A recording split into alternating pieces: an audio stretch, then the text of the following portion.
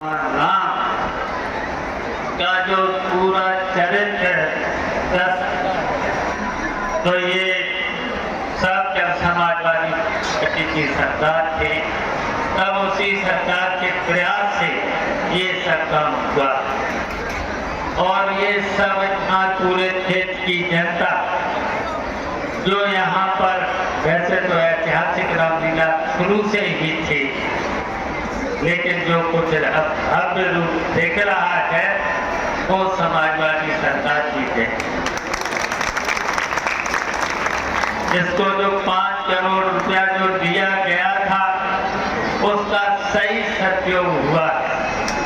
तो इसलिए मेरा कमेटी के अध्यक्ष से लेकर के और उपाध्यक्ष, प्रबंधक, उप प्रबंधक, कोषाध्यक्ष और सभी जितने भी सदस्य हैं उनके प्रयास से पूरा पैसे का यहाँ सदुपयोग हुआ है वो दिखाई दे रहा।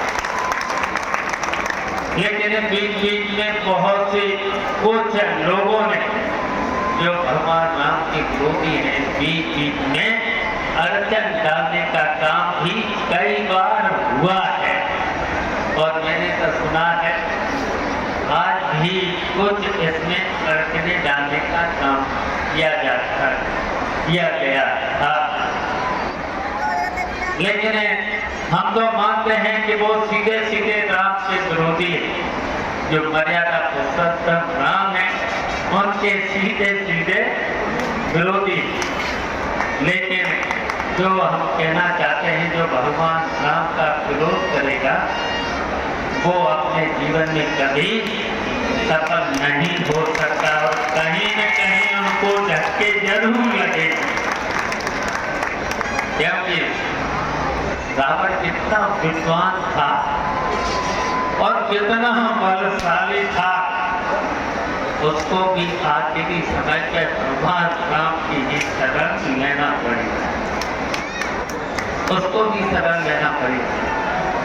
बहुत सी बातें हैं, बहुत सी बातें सब लोग जानते हैं भगवान राम के बारे में जो हमेशा मर्यादाओं में रह करके उन्होंने जो काम किया है दुनिया के इतिहास में इसके कोई भुला नहीं सकता। लेकिन संकट भगवान राम पर भी पड़ा, भगवान राम पर भी पड़ा था। क्योंकि सीता मैया का जो अपहरण हुआ था जो बताओ संकट इस तरीके से उनके भाई लक्ष्मण ने साथ दिया था और इस तरीके से हनुमान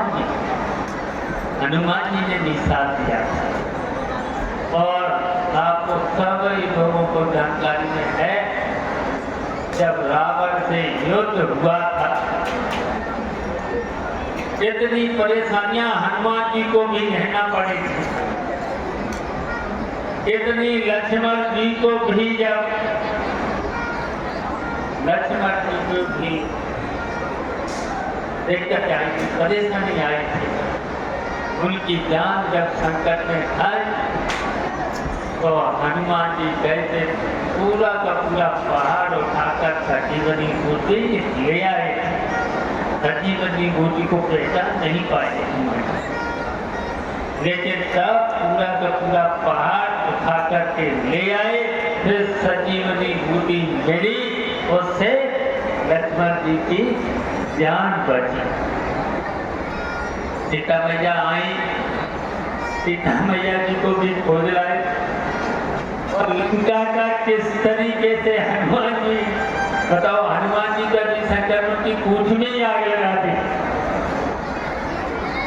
और जब पूंछ में आग लगाई तो हनुमान जी ने उछल कूद करके पूरी लंका का ही जला करके नाश कर दिया।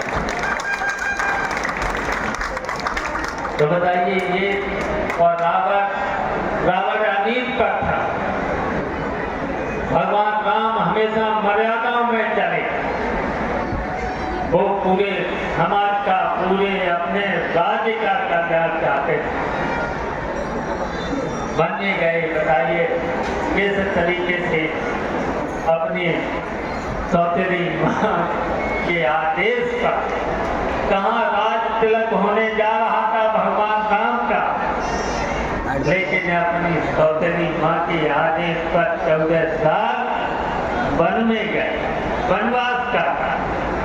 लेकिन उनके छोटे भाई भरत ने उन 14 साल में भगवान राम की खड़ाऊं रख करके राज किया था। उस कुर्सी पर भरत बैठे नहीं। 14 साल इंतजार करने के बाद जब भगवान राम आए, रावण को युद्ध में हरा करके में आए, तब उस कुर्सी पर विराजमान हुए, फिर राज चलाया।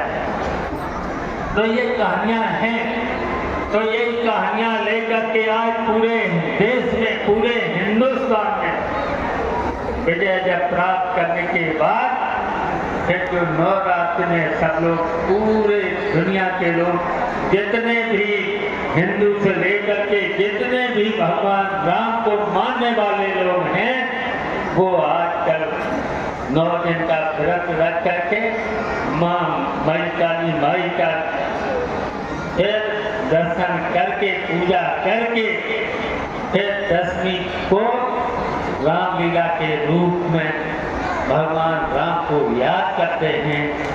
और जो आज अभी युद्ध देखोगे, रावण का पुत्र है, रावण का, सबके सब युद्ध में हारेंगे, मारे जाएंगे। और आज जरूरत है जो अनीत पर चले, जिसमें बुराइयां हों, उन बुराइयों का